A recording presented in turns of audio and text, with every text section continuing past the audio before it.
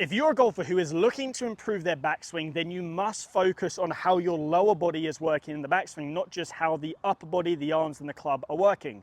As you can see with all the videos popping up on the screen next to me, the word sort of stability is very much popping into mind when I'm looking at these golfers' lower bodies. Now in today's video, we're going to talk through where should the pressure be in your feet as you turn to the top of the backswing, how should your knee flex change and how should rotation happen, all to do with the lower body and how this is going to set you up for a great top of the backswing position. This is one of the most overlooked parts of the golf swing, but it is crucial. So when it comes to the conversation about lower body movement in the backswing, I see a lot of golfers, they just don't quite understand where things should be moving. And there's a lot of misconceptions out there that really do negatively hurt your swing and quite considerably. First of all, let's just talk about the address position so we know the position that we're starting from.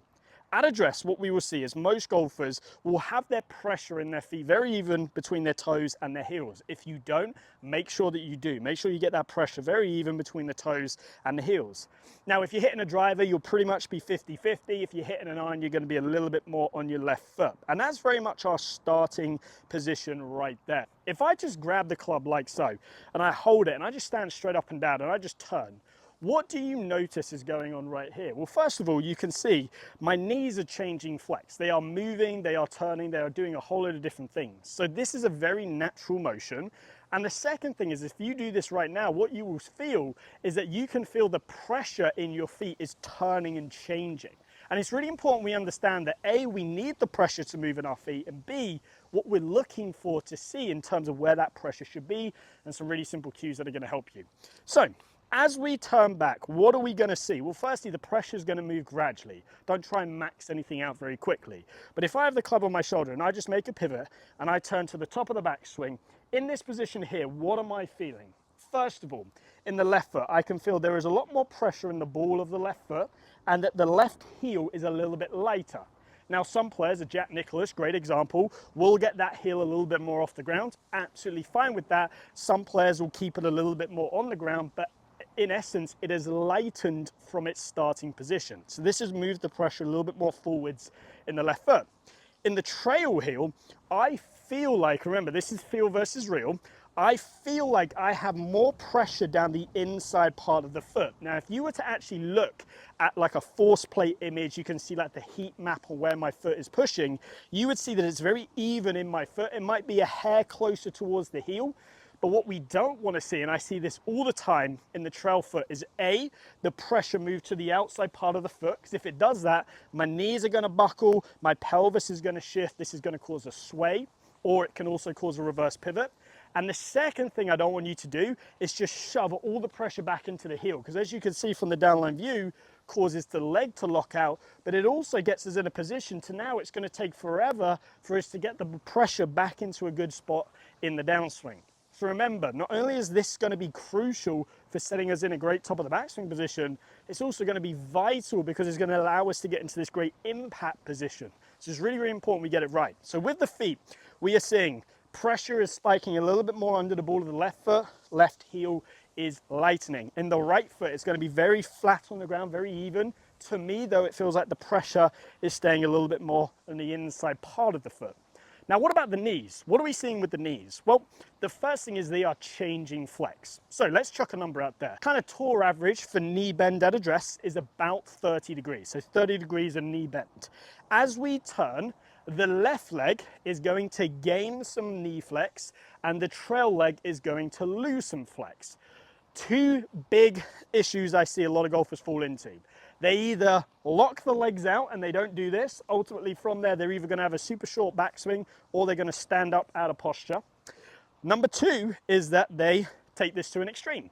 They go whoop like that. They've got a huge amount of daylight between the legs. Right leg's locked out, left leg sort of collapse forwards. Again, we don't want to be seeing that. So what are some key checkpoints for us? Well, if we use sort of numbers, if you start to see a 5 to 10 degree change in knee bend, absolutely great, fantastic. But what I like to see from the down the line view is as I film my players swing back, I like to see just a little bit of daylight between the knees. I don't want to see anything too excessive, and I also don't want to see none at all. I want to see just a little bit of daylight between the knees right there. The second thing I also want to see is that if I'm looking at this lead knee, I want to see that it's worked down and in slightly. So it's roughly on the inside part of the lead foot. I don't want it to stay over that lead foot right there, and I also don't want it to collapse in too much. I want to make sure that it's in a good position right there, sort of just on the inside part of the lead foot right there. Now, hopefully, if we have done that, we will also see a change in the knee height. So from this front-on view, you will see as I do this change how the left knee is lower than the right knee. Now, why is this important? This allows us to produce tilts in our body. Now, tilts are crucial because if golf was played up in front of us, we wouldn't need tilts, but it's not, it's played on the ground. So we have to tilt our body forwards.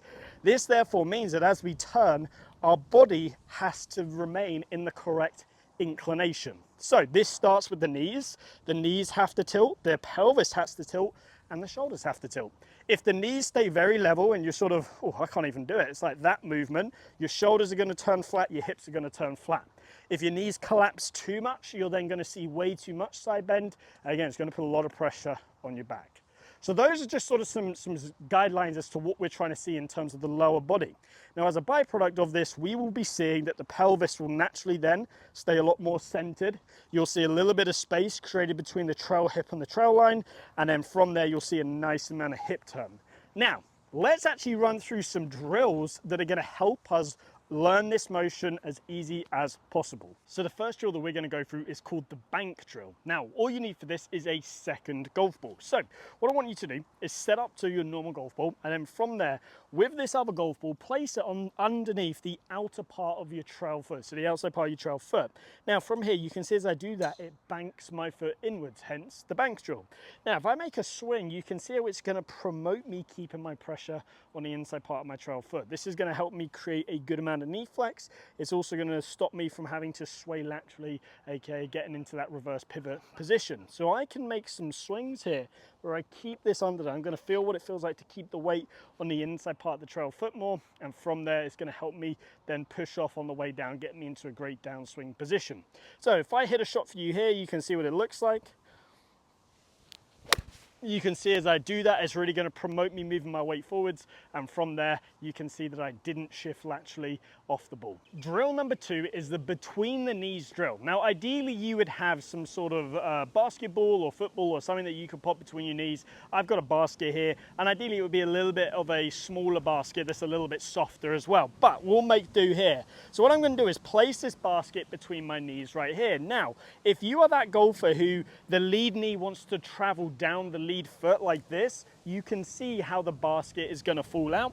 Conversely, if you are also the golfer who gets a lot of daylight between the knees, you can see how the basket's going to fall out. So the key with this drill is being able to keep that basket between your knees during the backswing. So you can see as I go back here, I'm able to keep the basket between the knees. Now this is going to ensure that A, my left knee works down and in slightly, and B, from there nothing is collapsing. I'm getting a good amount of rotation. Now again, it's going to be a little bit easier with a ball, something that's not quite as big as this, but this is going to work just fine. So I'm going to keep it in there in the backswing. It can fall in the downswing, but we're mainly focusing on the backswing here. So the final drill, which is going to help you make sure that you've got enough rotation, is the alignment stick drill. For this, grab 2 alignment sticks. Place the first one through your belt loops like so. Place the second one on the ground at roughly a 45-degree angle between your feet. Now, as you make the turn, if you are making a correct pivot, we should be able to get the alignment stick through the belt loops matching the one on the ground. If you're going past this alignment stick excessively, chances are you're collapsing the legs a little bit too much. You might see the lead leg collapse in, pressure get on the outside part of the foot. And if you're in a position to where you're not getting into that good spot right there, to where you haven't matched it up with the alignment stick, you're short of it, chances are you're not allowing your pelvis to turn correctly and making the pressure move in your feet correctly. So make a couple of swings and try and get this to match up again. Use the cues that we've done before. You can see I'm keeping the pressure on the inside part of the foot, lead knees working in and down slightly, and from there I'm in a good position to have changed a little bit of knee flex, and there's a little bit of daylight right there, but nothing too excessive. This is going to get me in the best position at the top to then where I can shift on the way down. Now if you are wanting to hit shots with this in there, just push this through so my trail arm can work freely. Again, this is still going to give me a great visual this end, but it's going to allow me to hit shots and not catch my my arm on the way down.